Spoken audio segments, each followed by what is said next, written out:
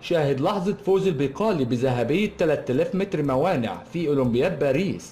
احتفظ المغربي سفيان البقالي بلقب سباق 3000 متر موانع للرجال في أولمبياد باريس 2024، بينما نال الأمريكي كينيث روكس الميدالية الفضية، وحصل الكيني أبراهام على الميدالية البرونزية.